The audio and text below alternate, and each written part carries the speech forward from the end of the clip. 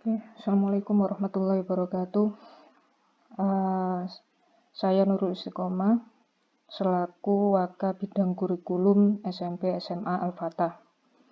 Video ini saya buat untuk membantu para peserta webinar yang tidak bisa mengikuti webinar karena ada kendala sinyal ataupun karena kendala yang lain. Jadi untuk video ini adalah materi secara singkat yang sudah saya berikan di webinar. Nah, materi awal yang saya berikan kemarin adalah 3 penyakit guru tradisional yang harus kita hindari. Yang pertama yaitu safe player. Safe player di sini adalah karakter guru, di mana guru tersebut bisa kita bilang main aman. Jadi artinya ketika ada perubahan terhadap lingkungan kerja atau lingkungan sekolah, baik itu dari kurikulum maupun model pembelajaran, guru ini main aman. Apa yang dia rasakan itu nyaman, misalkan dia nyaman dengan pembelajaran langsung, yaitu yang dia gunakan. Nah, kita sebagai guru modern itu tidak boleh menjadi safe player, kita harus menjadi risk taker, apalagi dalam kondisi seperti ini. Kita harus berani untuk mengambil resiko terhadap perubahan-perubahan yang ada. Nah, oleh karena itu kita harus memiliki niat untuk berubah. Kemudian penyakit yang kedua adalah inside the box, artinya guru-guru tradisional masih berpikir di dalam kotak.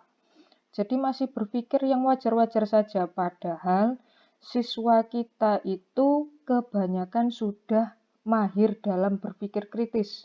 Namun karena kita tidak mewadahi pemikiran kritis siswa, akhirnya pembelajaran yang kita laksanakan menjadi tidak bermakna. Nah, saran saya kita harus berani untuk out of the box dalam berpikir, melihat segala hal dalam sudut pandang yang berbeda. Nah, yang kita perlukan adalah literasi. Kita berbanyak wawasan yang kita miliki dengan cara literasi teknologi, literasi audio, literasi visual, maupun yang lainnya. Kemudian yang ketiga adalah afraid of, artinya selama ini kita selalu takut terhadap hal apapun.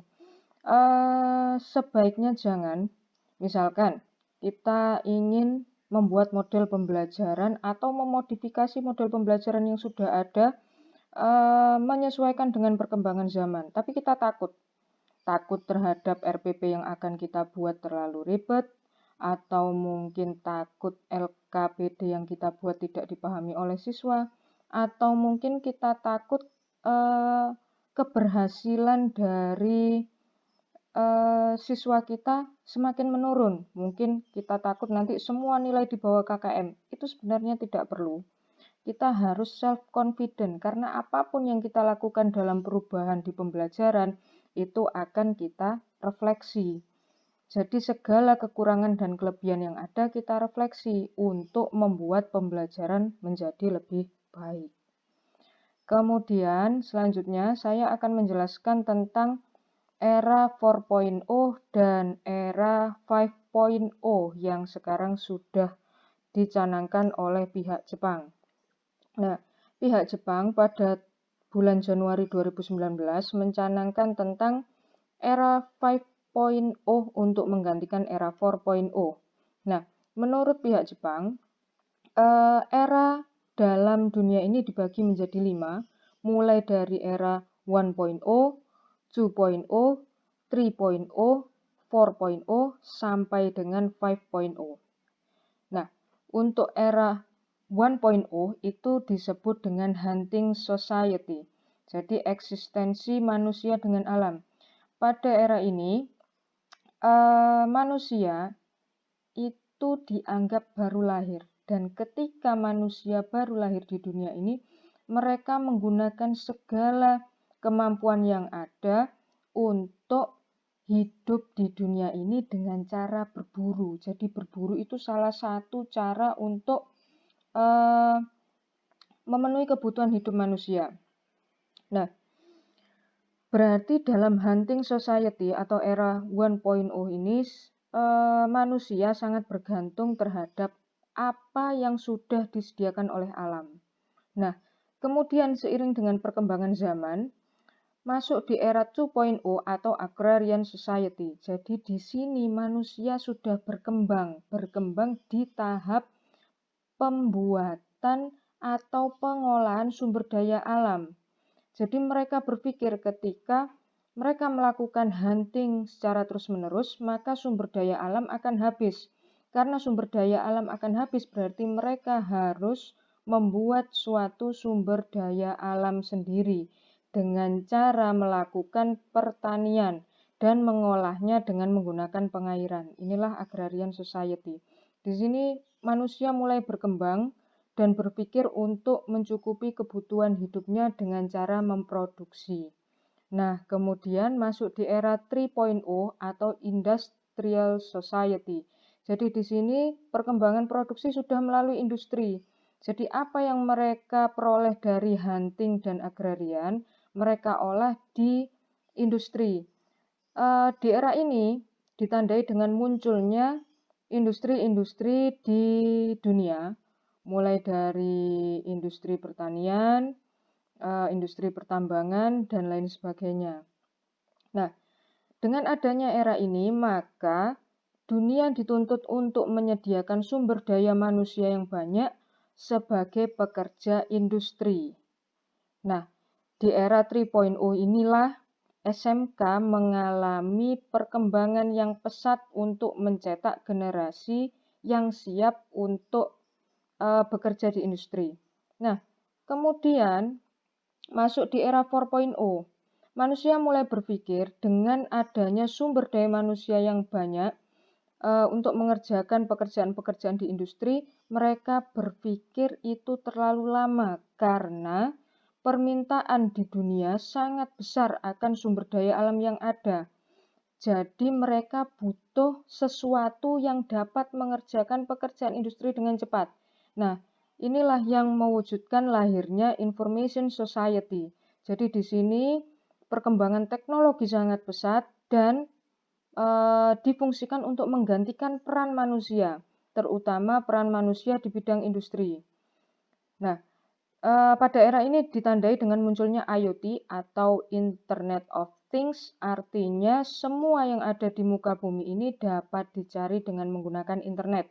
Kemudian ada big data atau munculnya data-data yang sangat besar, yang sangat banyak dan dapat diakses oleh semua orang. Kemudian ada AI, yaitu Artificial Intelligence, artinya kecerdasan secara teknologi. Jadi dengan munculnya robot-robot yang dapat menggantikan peran manusia, itulah yang menandakan era 4.0.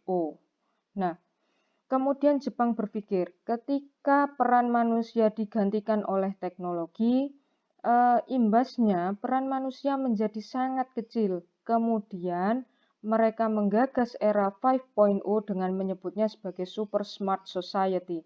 Jadi disinilah peran manusia sangat besar. Walaupun di situ tertulis human technology, artinya teknologi tetap berkembang, tapi eksistensi manusia lebih ditingkatkan, bahkan eksistensi manusia adalah yang paling utama. Nah, inilah harapannya di era 5.0. Nah, kemudian dengan adanya hal-hal tersebut, kita masih berada di era 4.0 dan menuju ke 5.0. Oleh karena itu di era 4.0 ini ada beberapa masalah. Yang pertama adalah gap antara kemampuan manusia dan perkembangan IT. Jadi gap ini artinya saya beri contoh dalam kehidupan di sekolah. Pada masa pandemi, guru dipaksa untuk memahami bagaimana cara menggunakan Zoom, bagaimana cara menggunakan Google Meet, bagaimana cara menggunakan LMS, bagaimana cara menggunakan Google Form, dan lain sebagainya. Nah, padahal kemampuan guru kita, guru di Indonesia di bidang teknologi itu tidak bisa dibilang cukup tinggi, namun banyak sekali kekurangannya, apalagi di daerah-daerah pedalaman. Nah, Oleh karena itu, dengan adanya era 4.0, eh, terjadi jarak atau celah yang cukup lebar antara kemampuan manusia dan perkembangan IT. Kemudian yang kedua, perubahan pola pikir. Jadi ketika terjadi perkembangan teknologi yang pesat, perubahan pola pikir pun menjadi sangat signifikan. Yang pertama, terjadi perubahan dari pemikiran tradisional menjadi modern. Yang dulunya kita menggunakan absensi manual, kemudian kita bisa menggunakan absensi digital dengan menggunakan Google Form. Yang dulunya kita meeting dengan cara bertatap muka langsung, sekarang kita bisa meeting dengan menggunakan Zoom. Yang dulunya kita seminar secara tatap muka, sekarang kita bisa melakukan seminar secara daring. Nah, kemudian ada pola pikir slow, faster, and fastest. Artinya, yang dulunya pekerjaan dapat dikerjakan dengan lambat, sekarang bisa dikerjakan lebih cepat, bahkan sangat cepat. Seperti yang saya jelaskan tadi, di absensi, dulunya kita menggunakan absensi manual, kemudian setelah pembelajaran berakhir baru kita olah. Nah, saat ini ketika pembelajaran berlangsung, kita langsung tahu siapa saja yang tidak masuk, siapa saja yang izin, dan langsung dapat grafiknya. Bahkan lebih cepat lagi, ketika kita ingin mengetahui data satu sekolah, data absensi satu sekolah, kita dapat mengetahuinya secara langsung. Nah, kemudian yang ketiga, perubahan pola perilaku. Yang dulunya single tasking, sekarang menjadi multitasking. Artinya yang dulunya guru atau siswa dapat mengerjakan hanya satu pekerjaan dalam satu waktu, sekarang bisa mengerjakan berbagai macam tugas dalam satu waktu. Tapi inilah yang membentuk suatu kesalahan dalam paradigma masyarakat. Jadi artinya bukan multitasking, seharusnya switch tasking. Karena berdasarkan psikologi, hal ini termasuk hal yang tidak mungkin dialami oleh manusia. Otak manusia tidak mungkin mengerjakan dua pekerjaan sekaligus dalam satu waktu, apalagi lebih dari itu. Jadi intinya manusia bukan multitasking, tapi switch tasking. Ada dua tugas yang dibuka oleh seorang manusia, maka otaknya secara otomatis beralih secara cepat dari tugas pertama ke tugas kedua dalam satu waktu. Nah, kemudian ketika merasa bosan di tugas kedua, dia berpindah lagi ke tugas pertama dalam satu waktu. Nah, itulah yang dimaksud dengan switch tasking. Kemudian yang keempat, hilangnya privasi. Nah, ketika munculnya IoT dan Big Data, akhirnya privasi kita tidak lagi tertutup, tidak lagi terhidden, tapi semuanya open. Artinya semua orang bisa melihat privasi kita. Nah, akhirnya muncul masalah sosial seperti hacking, harassment, atau cyberbullying. Nah, yang kelima, teknologi addiction. Jadi di teknologi addiction itu ada mental block, social loafing, social anxiety disorder. Mental block itu artinya, saya buat contoh di sekolah, ketika kita memberikan satu tugas kepada siswa dalam satu hari, itu satu mapel. Ketika satu hari ada 5 mapel, berarti 5 mapel itu memberikan masing-masing satu tugas. Artinya dalam satu hari, siswa mengerjakan 5 tugas ketika masa pandemi ini. Itu bisa memunculkan mental block pada siswa. Artinya siswa menjadi tidak fokus dalam mengembangkan ide-idenya. Nah, kemudian social loafing itu juga sering terjadi di lingkungan sekolah.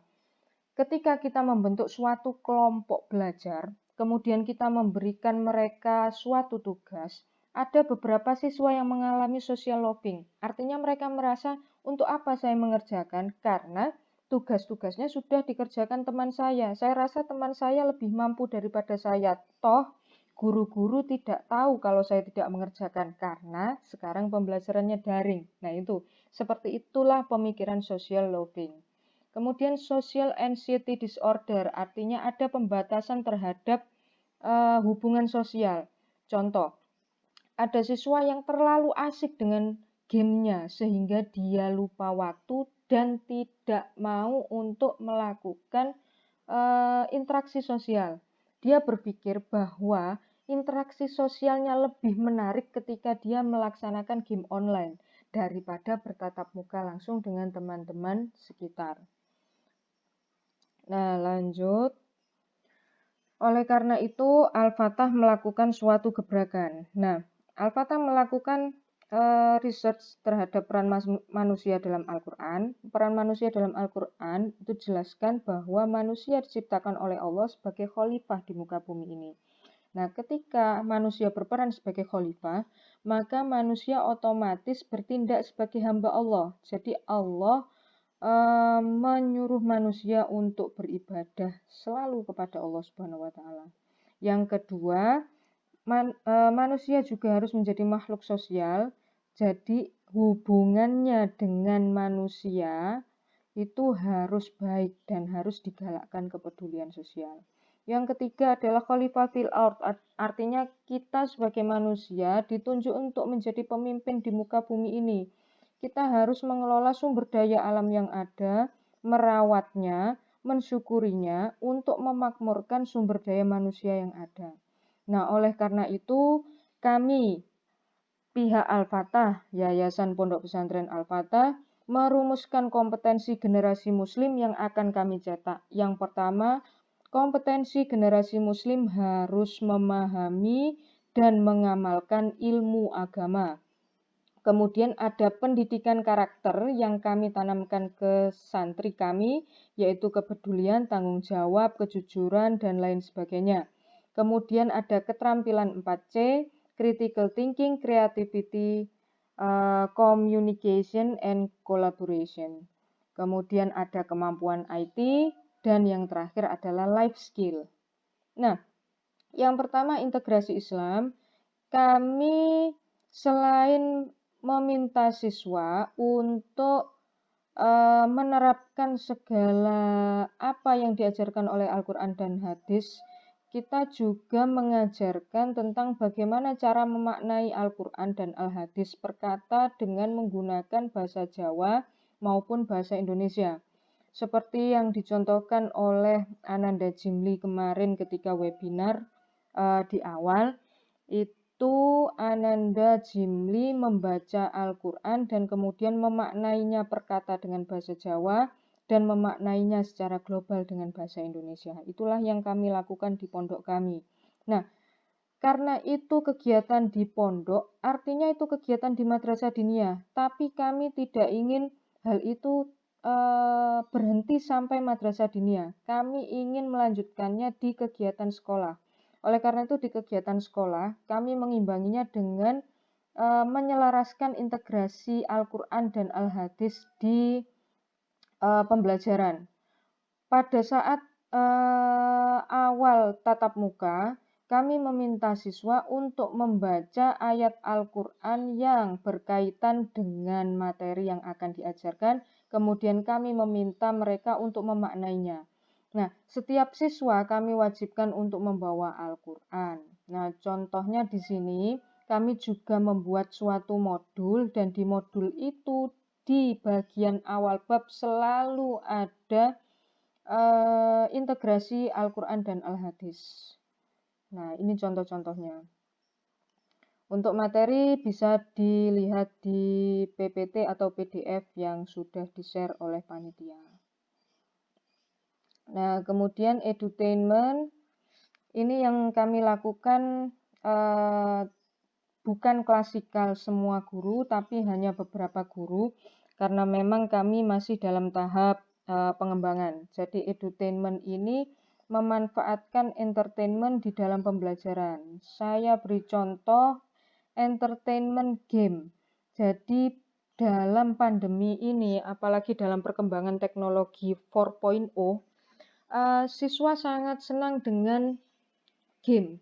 Nah, saya jujur saja bahwa game-game seperti ini terkadang memberikan pengaruh buruk kepada siswa. Nah, kita tidak boleh memberikan judgement kepada siswa kita dan bilang kalau game ini buruk dan jangan main game lagi. karena itu akan membuat mental block pada siswa.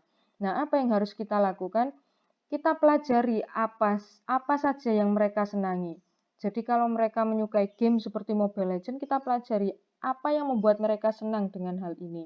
Nah, kemudian kita berikan motivasi di pembelajaran yang kita adakan. Setelah itu, secara perlahan kita giring siswa untuk memanfaatkan game itu dalam hal lain. Nah, contoh, saya bertanya ketika saya mengajar di bimbingan konseling, apa peran dari masing-masing hero dalam suatu arena? Apa peran marksman, apa peran tank, apa peran fighter, dan lain sebagainya. Nah, hubungkan dengan komunitas yang ada di sekolah. Nah, ketika komunitas yang ada di sekolah itu mana yang berfungsi sebagai tank, mana yang berfungsi sebagai marksman, dan lain sebagainya. Nah, kemudian untuk guru BK, untuk terakhir pembelajaran bisa memberikan hal-hal yang positif yang dapat mengubah paradigma berpikir siswa tentang game. Kemudian untuk matematika kita juga bisa menanyakan seperti ini. Jika kamu hanya memiliki hero tank, tentukan kemungkinan susunan tim 5 versus 5 dalam suatu pertandingan. Nah, ini dalam materi ajar permutasi dan kombinasi di matematika SMA. Nah, ini adalah santri-santri Al-Fatah, semuanya sudah menjadi alumni dan mereka adalah gamers. Nah, kemampuan mereka dalam memainkan game kami manfaatkan untuk menjadi programmer handal sejak dini. Jadi mereka sudah membuat program-program game. Nah, jadi ini adalah kompetisi yang kami ikuti di tahun 2017 dan kami menang juara 3. Dan saya beritahu untuk yang sebelah kiri ini dia sudah diterima, dulu diterima di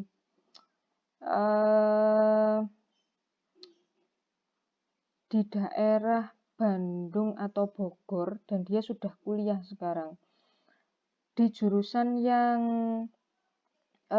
sama dengan apa yang dia minati.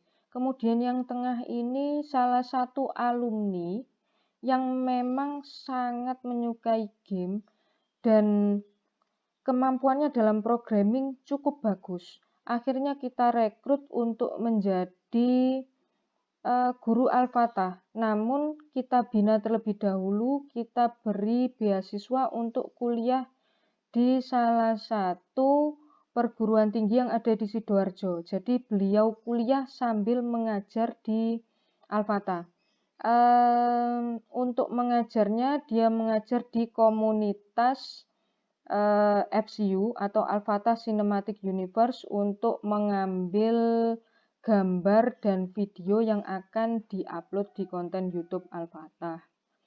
Nah, untuk yang sebelah kanan, ini juga sudah kuliah di Universitas Negeri Jember di jurusan Teknologi Informasi dan beliau ini kemarin adalah tim alumni yang menjadi support sistem Al-Fatah ketika masa pandemi awal, ketika bulan Januari 2020. Beliau dan timnya sangat membantu Al-Fatah untuk membantu guru-guru yang mengalami kesulitan di bidang teknologi, baik guru-guru maupun siswa. Beliau sangat-sangat membantu dan kami pikir beliau ini sudah tidak bisa dianggap alumni lagi. Beliau bisa kita anggap sebagai tenaga pengajar juga di Al-Fatah secara tidak langsung dengan timnya. Nah, kemudian di sini ada anime. Nah, kita bisa memanfaatkan anime untuk edukasi. Contohnya di sini ada sepenggal adegan anime, kita bisa menghubungkannya dengan PJOK. Jadi menanyakan tentang adegan tersebut dan hubungannya dengan pelanggaran-pelanggaran atau istilah-istilah yang ada pada basket. Dan anak-anak juga bisa untuk mempraktekkannya secara langsung. Nah, kemudian di sini ada entertainment tentang drama Korea yang bisa kita edukasikan ke siswa. Contoh di sini ada simbol di adegan drama Korea di Memories of the Alhambra. Kita bisa kaitkan dengan PAI, diberikan skenario tentang adegan yang ada di drama Korea tersebut, kemudian dikaitkan dengan sejarah Islam yang telah dipelajari. Apakah sesuai atau tidak? Nah, waktu saya melihat drama Korea ini, tanpa saya mendiskreditkan drama Korea ini, jadi ada yang sempat tidak saya setujui di beberapa adegan atau mungkin di skenarionya. Nah, ini jika kita biarkan ke siswa, siswa akan menelan mentah-mentah informasi tersebut dan kemungkinan nanti pemahaman siswa akan berubah. Jadi inilah peran guru untuk menyelaraskan pemikiran siswa dengan pelajaran yang ada dan entertainment yang berkembang. Nah, kemudian untuk penyanyi atau lagu-lagu yang sudah booming saat ini bisa kita angkat seperti ini. Bisa kita angkat di pembelajaran bahasa Inggris, bahasa Indonesia, dan lain sebagainya. Atau mungkin SBK dan prakarya. Nah, jadi yang dapat saya berikan adalah tips dan trik. Ketahuilah perkembangan informasi yang terjadi saat ini, terutama di bidang entertainment. Kemudian jadikanlah informasi-informasi tersebut menjadi topik pembelajaran. Kembangkanlah supaya informasi tersebut menjadi menarik dan tampakkan bahwa Anda adalah guru yang mengikuti perkembangan zaman. Kemudian bijaklah dalam menanggapi perkembangan informasi. Jadi ketika ada informasi yang salah atau yang benar, itu gunakanlah informasi tersebut secara bijak. Jika salah, jangan langsung menjudgment salah di awal, tapi berikan pengantar dulu, kemudian sampaikan salahnya di mana. Nah, kemudian pengaruhi secara halus psikologi peserta didik untuk bermigrasi menuju entertainment yang mendidik dan berkarakter.